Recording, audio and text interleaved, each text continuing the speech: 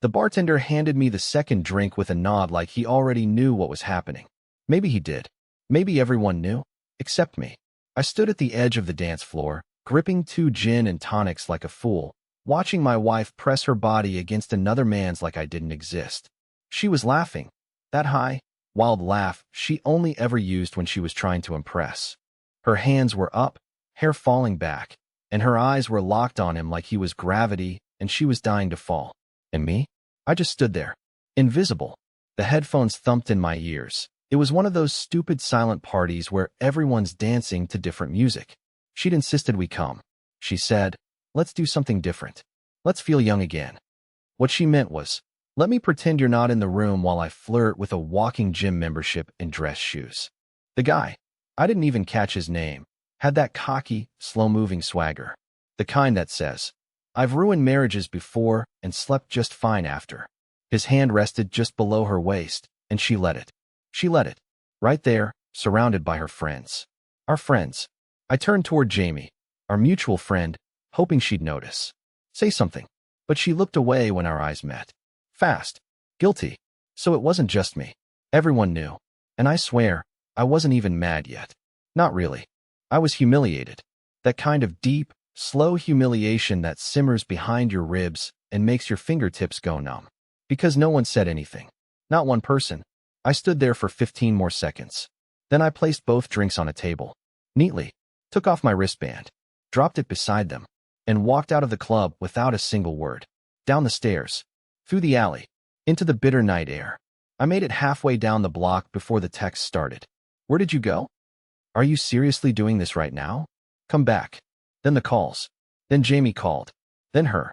But by the time the 4th call buzzed through my phone, I was already deleting her contact. She didn't notice me all night. But the moment I vanished, she panicked.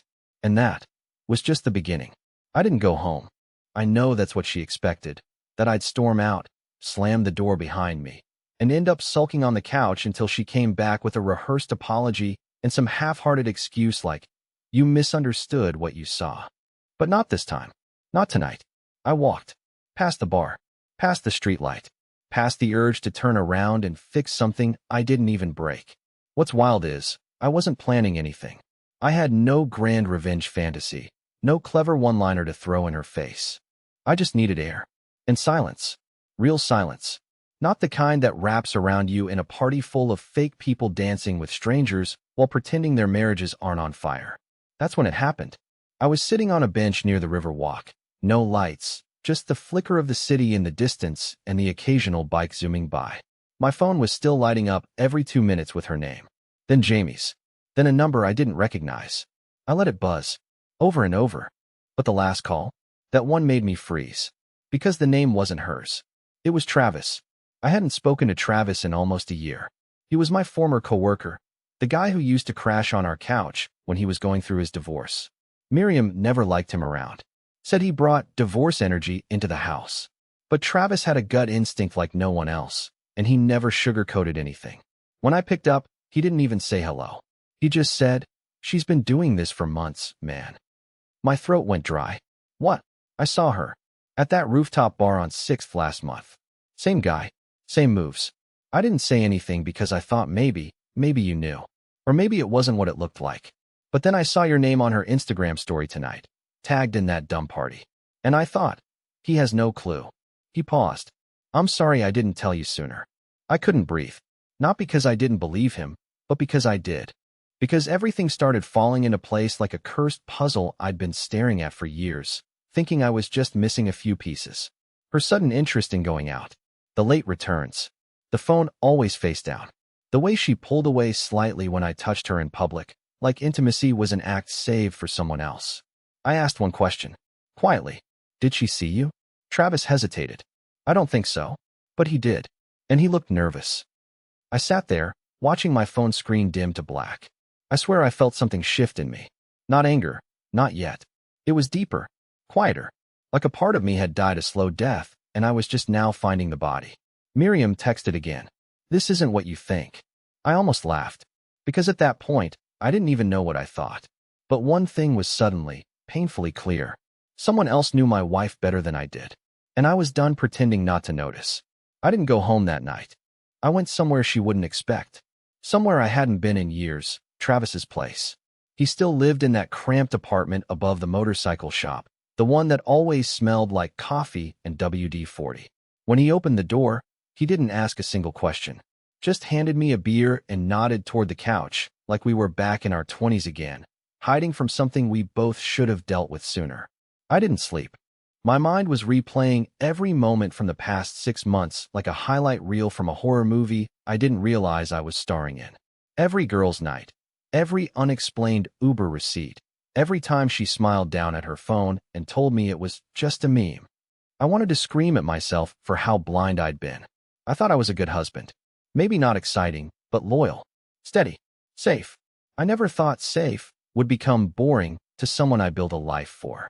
By morning, I had a plan, not for revenge, not yet, but for clarity. I needed to see it with my own eyes. The truth. No more hints.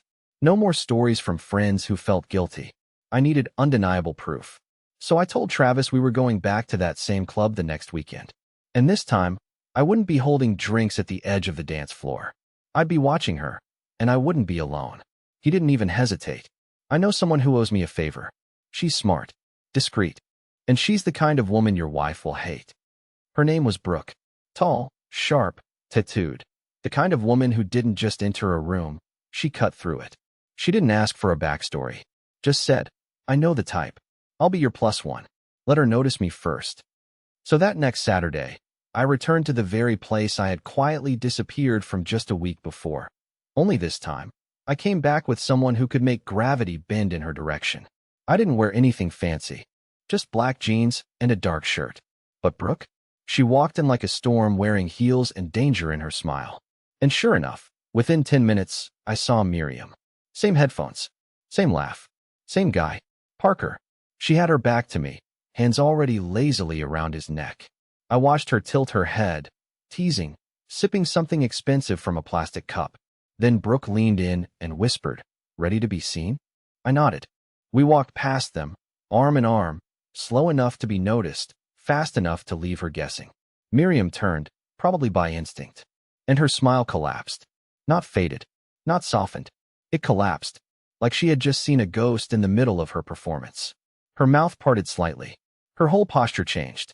She tried to adjust, to flip her hair, to act like she wasn't shaken, but her eyes stayed locked on Brooke. Not even me, her. And I knew right then, I wasn't crazy. She knew what she was doing. And she had never expected me to wake up. But now I was wide awake, and watching her panic in real time. We didn't stay long. Maybe 20 minutes. That's all it took. I didn't need to see her dance again. I didn't need another slow-motion replay of her pretending I was invisible. This time, I wanted her to feel what it was like. To be unseen. To be powerless. And the only way to do that was with complete, ice-cold silence. So Brooke and I just drifted through the dance floor. We didn't cling to each other. We didn't make a scene. We just existed, calm, confident, effortless, exactly where Miriam thought she ruled. And with every passing minute, I felt her unraveling from across the room. Her dancing slowed. Her laugh faded. She kept glancing over, but I never looked back directly. That's what destroyed her. Not screaming. Not drama. Just the realization that she wasn't the one being watched anymore. We walked out like nothing happened. Brooke gave me a soft pat on the back and said, "Let her sit in it. Let her imagination torture her. Don't chase. Don't explain. Just vanish again." And that's exactly what I did. I didn't text. Didn't answer her frantic messages the next morning. I stayed at Travis's again. And by the time Monday rolled around, she was waiting for me in our apartment, sitting at the edge of the bed, still in the oversized t-shirt she always wore when she wanted to play innocent. "You're not going to say anything?" she asked, voice sharp, like she was trying to provoke something out of me. I just looked at her. No anger. No accusations. Just pure, brutal indifference. Who was she pressed. "You think bringing some tattooed, escort-looking chick to the same party was mature? You think that makes you strong?" I laughed once, dry and shallow. Then I turned to walk out of the room, but her next words froze me in place. "You don't even know what's really going on." That line. That stupid, predictable line. It was always the last card they played, wasn't it? The desperation card. As if some hidden backstory could erase the fact that I watched her lose herself in another man's arms. Not once, not by accident, but by routine. I turned slowly and said, "You're right. I don't know what's going on, but I'm done waiting for your version of the truth." And just like that, I left again. No yelling, no final blow-up. But I saw it, just before I shut the door. That flicker of panic in her eyes. Because this time, she wasn't sure if I'd come back. And she was finally realizing. I might not. 3 days went by. Not a word from me. I stayed off social media.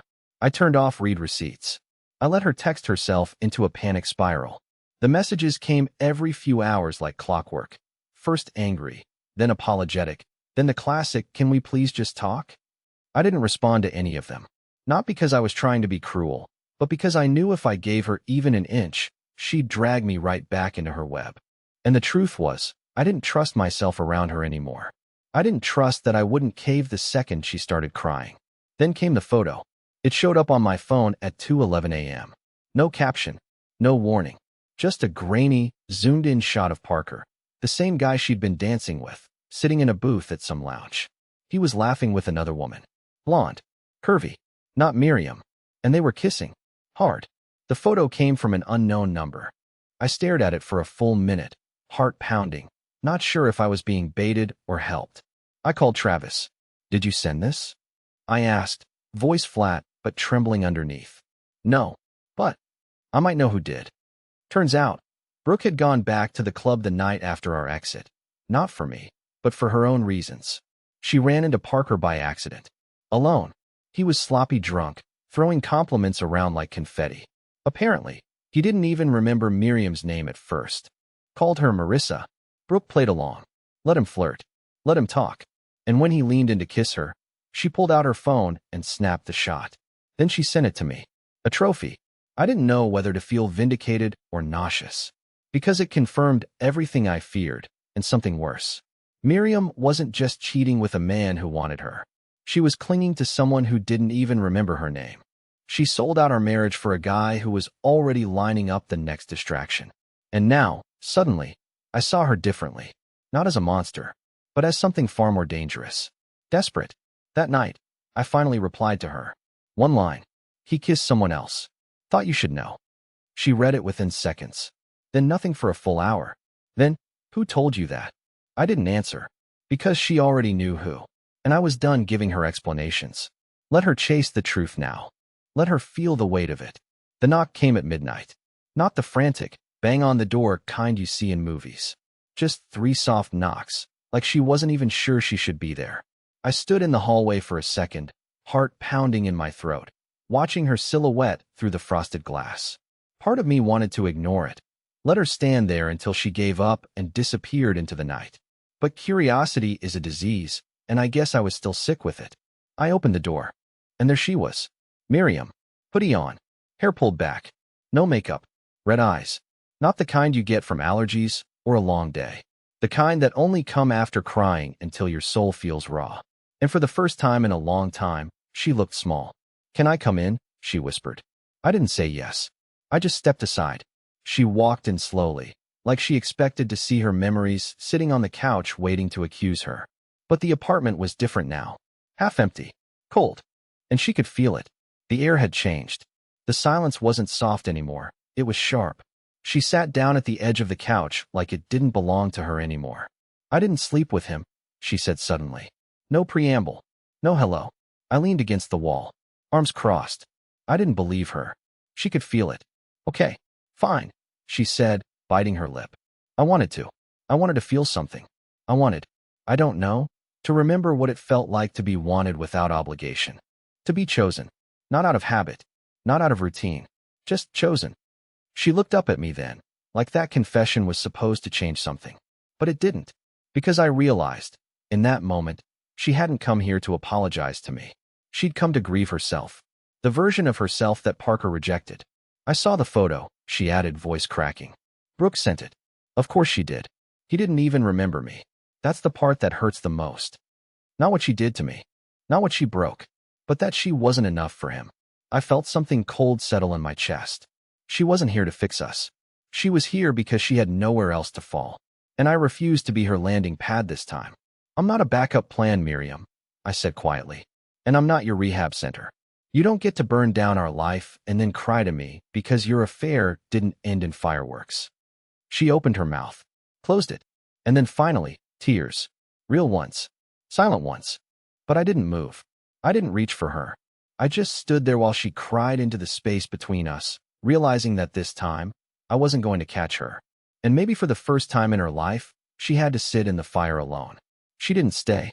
After 20 minutes of silence, a few tearful attempts to restart conversations I refused to engage in, and one failed apology that sounded more like a pity party than remorse, she stood up, wiped her face, and said, I guess I should go.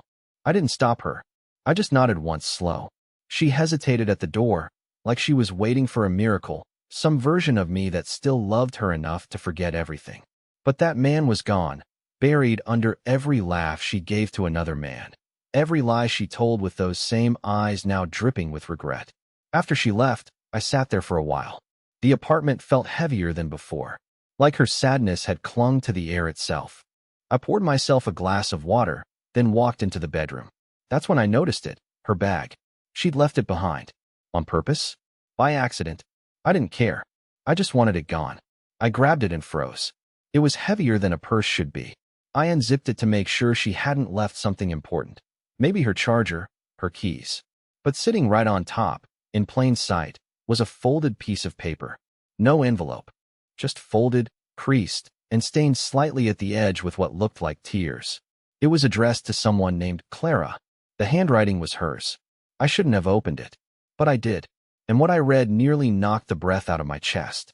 Clara, I don't know how to live with what I've done. I never meant to hurt him, not really. I kept thinking I could have both things, the safety of him and the thrill of the other. I know how selfish that sounds. You warned me. You said I'd burn it all down. And I did. And I regret it every single day. But the worst part isn't even losing him. The worst part is knowing I've become the thing I swore I'd never be, my mother. I sat down on the edge of the bed, the letter trembling in my hands. Clara was her sister. Estranged. They hadn't spoken in years. Miriam always said Clara cut the family off after their mom cheated on their dad and destroyed their home. Miriam hated what her mom did. She swore she'd never be like her. That was her biggest wound. And now here she was, becoming the very ghost she'd sworn to outrun. It hit me all at once. This wasn't just betrayal. This was generational. A pattern spiraling through bloodlines, through daughters repeating the sins they never forgave their mothers for. She didn't just ruin us. She destroyed herself in the process. I folded the letter back up and stared at it for a long time. I didn't know if I felt pity, satisfaction, or something darker. I just knew one thing. Whatever came next, it wouldn't include her. 2 weeks passed. No texts. No calls. Nothing. For the first time in years, the silence between us wasn't a punishment. It was peace. I started sleeping again. I deleted our shared calendar. Removed her emergency contact info. I even took down the framed photo from our trip to Santa Fe. The one she loved, the one I used to stare at, wondering when that version of her disappeared. But here's what surprised me most. I didn't feel broken. Not anymore. I felt clear. Like the fog had finally lifted and I could see everything. My life, my choices, my worth, without her shadow cast over it. And then, one afternoon, she showed up again. I heard the knock while watering my one surviving houseplant. I opened the door expecting another delivery, maybe something from work. But there she was, Miriam, holding the letter I'd put back in her bag. Her eyes were calmer now. No tears. Just the kind of stillness that comes after a storm finally stops wrecking everything. I'm not here to beg, she said. I just wanted to say thank you. For not screaming. For not humiliating me. For letting me sit with what I did. I didn't know what to say.